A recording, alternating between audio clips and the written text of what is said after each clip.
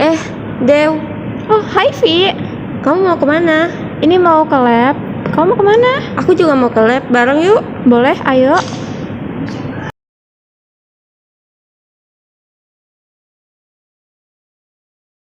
Itu lab kamu udah di depan. Ya udah kalau gitu aku duluan ya. Ya, aku duluan ya. Bye. Bye.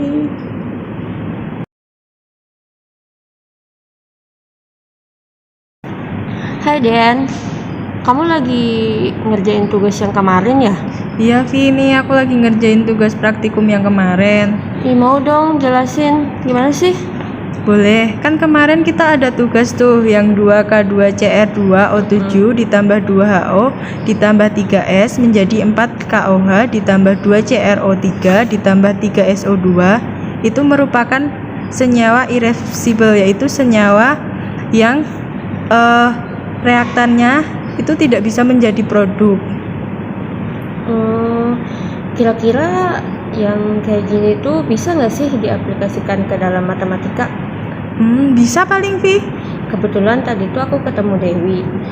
Coba kita ke lab matematika, kita tanya Dewi. Tapi aku chat Dewi dulu ya. Boleh, coba tanyain dia slow apa enggak. Oke, bentar aku chat ya. Iya.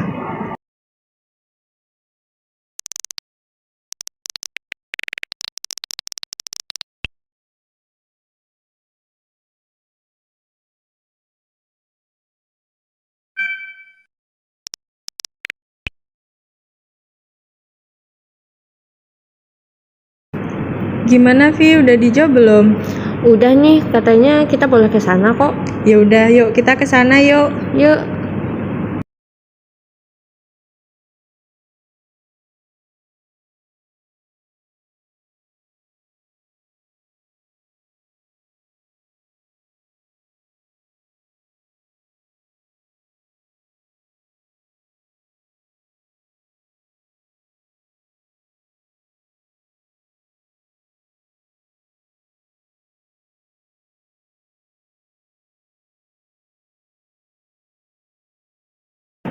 Assalamualaikum.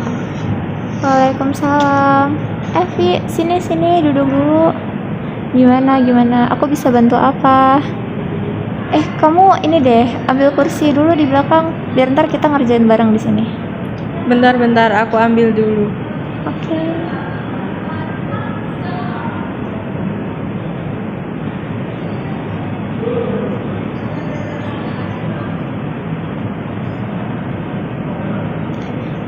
Jadi gini Dew, kemarin tuh kami ada tugas. Nah, kami tuh mikirnya kayaknya ini bersangkutan deh sama matematika. Coba kamu lihat. Coba liatin.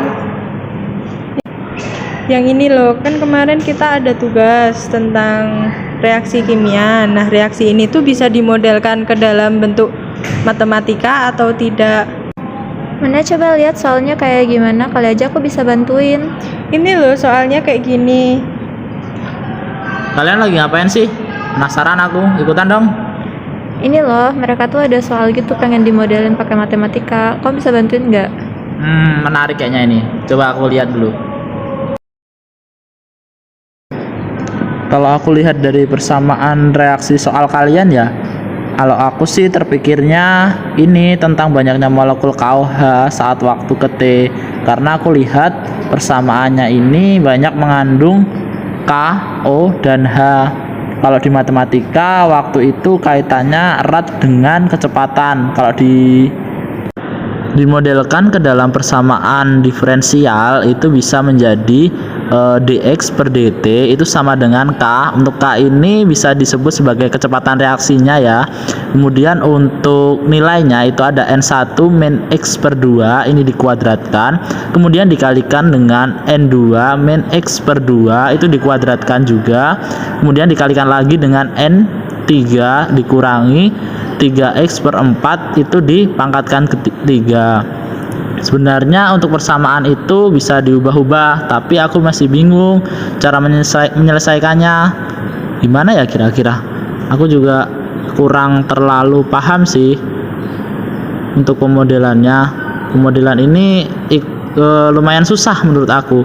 Coba deh kamu bisa nggak memodelkan persamaan ini? Soalnya aku juga masih bingung. Aku mau lihat dong Pras itunya, persamaannya. Boleh ini. Coba Eh, kita amati bareng-bareng. Oke. Ini aku mau nanya nih, berarti sini K tuh nilai kecepatannya ya? Konstanta kecepatannya ya? Iya. Kalau misalkan kita mau kasih nilai, dia nilainya berapa nih? Atau kalian ada ketetapannya sendiri? Kalau dimisalkan K sama dengan 6,22 dikali 10 pangkat negatif 19 gimana? Boleh sih. Terus N1, N2 sama N3-nya gimana ketetapannya? Kalau N1 sama dengan 200, terus N2-nya 200 dan N3-nya 300. 300 atau berapa ya? Aku ngikut aja. Oh ya udah boleh.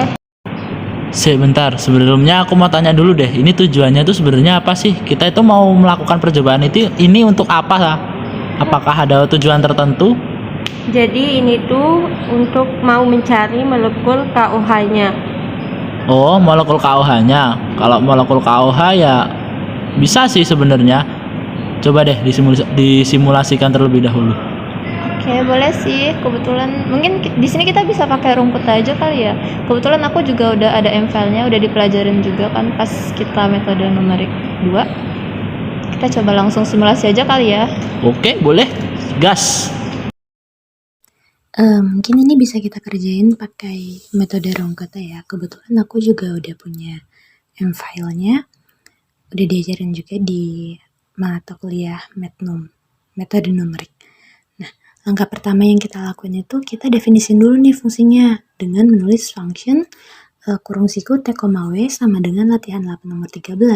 Nah, latihan 8 nomor 13 ini tuh merupakan nama M-file-nya nanti. Jadi ketika dipanggil fungsinya tidak akan error. Terus buka kurung A, B. Nah, A, B ini merupakan batas interval waktunya. Terus Y0 ini nilai awal yang akan kita ambil nanti dan N.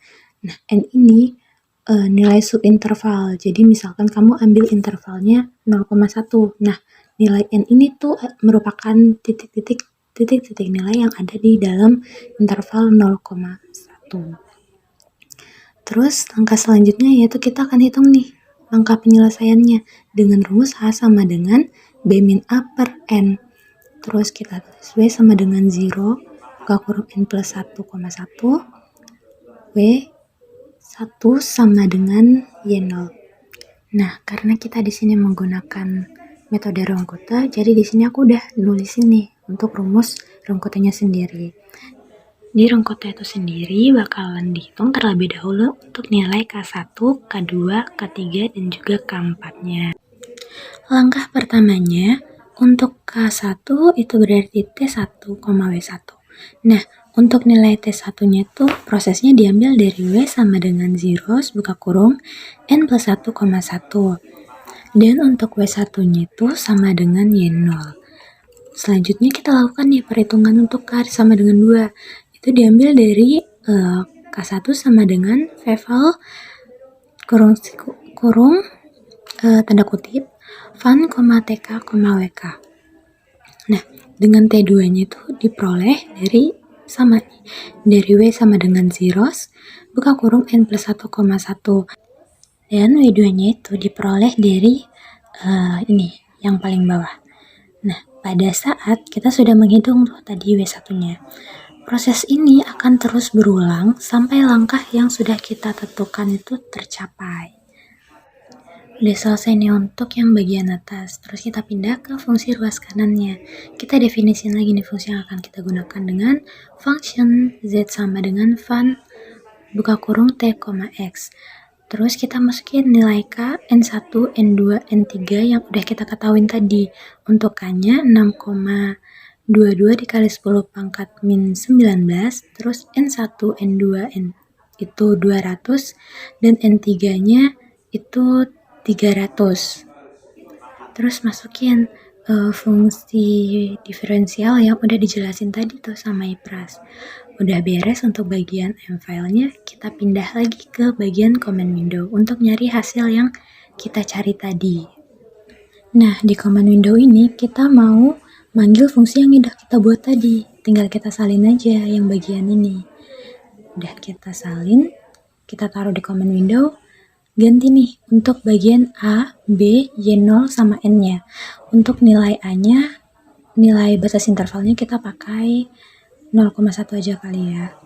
Terus untuk Y0-nya kita pakai 0.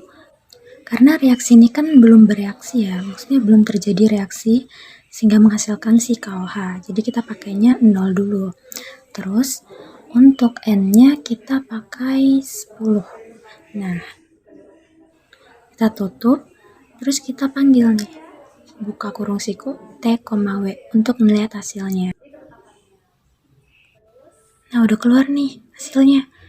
Tadi tuh kamu nyari banyak molekul KOH ketika 0,2 detik. Itu dari sini aja kita udah bisa lihat nih. Ketika dia 0,2 detik, banyak molekul KOH yang dihasilkan itu 0,0054. Dari hasil ini kita bisa ngelihat nih gambarnya, grafik yang dihasilkan dari hasil ini, apakah molekul yang dihasilin tuh semakin banyak atau enggak. Ternyata grafik yang dihasilkan linear ya, jadi dia hanya berupa garis lurus. Bagaimana kalau kecepatannya dinaikkan ya? Apakah grafiknya akan berubah atau enggak? Jadi kita halen dulu, ini fungsinya tuh biar grafik yang sebelumnya udah kita buat sama grafik yang akan kita buat tuh akan kelihatan bedanya. Kita ganti 17 coba. Terus kita panggil lagi nih fungsinya. Kita panggil, terus enter, terus kita panggil lagi nih plotnya. Langsung plot aja biar bisa kelihatan. Oh, ternyata masih berupa garis lurus, tapi molekul yang dihasilkan itu semakin banyak, dia semakin naik. Sini kita bisa ngeliat nih perbedaannya. Yang biru yang bawah itu merupakan grafik yang pertama udah kita buat, dan yang orange itu grafik yang baru aja kita buat. Coba kita naikin lagi ya kecepatan velocitasnya. Mungkin kalau dinaikin lagi bakalan lebih kelihatan nih grafiknya itu seperti apa. Kita coba pakai 15, terus kita panggil lagi sama kayak cara yang sebelumnya, lalu kita plot biar kelihatan nih hasilnya. Oh, ternyata garisnya tuh grafik yang dihasilkan nggak benar-benar linear. Jadi semakin kita naikkan kecepatannya, ternyata grafik yang dihasilkan pun akan lebih terlihat bentuknya tuh seperti apa. Ternyata dia agak sedikit melengkung gitu. Jadi semisal kita naikkan lagi kecepatan velocitasnya, mungkin grafik yang dihasilkan tuh akan lebih melengkung lagi, lebih terlihat lagi bentuknya seperti apa. Kurang lebih kayak gitu sih, Vi, Den. Oh, jadi permasalahan kimia ini bisa dimodelkan juga ya ke dalam matematika? Iya, jadi nggak cuma permasalahan kimia, tapi biologi, fisika itu juga bisa diselesaikan menggunakan model matematika. Oh, gitu ya. Terima kasih ya Dewi ya, Ipras untuk penjelasannya. Sama-sama. Sama-sama. Ya udah yuk Vi, kita duluan Ya, ya. kami duluan ya. Terima kasih ya. Iya, hati-hati ya. Iya. Kali main kesini lagi. Iya. Baik, Assalamualaikum. Waalaikumsalam.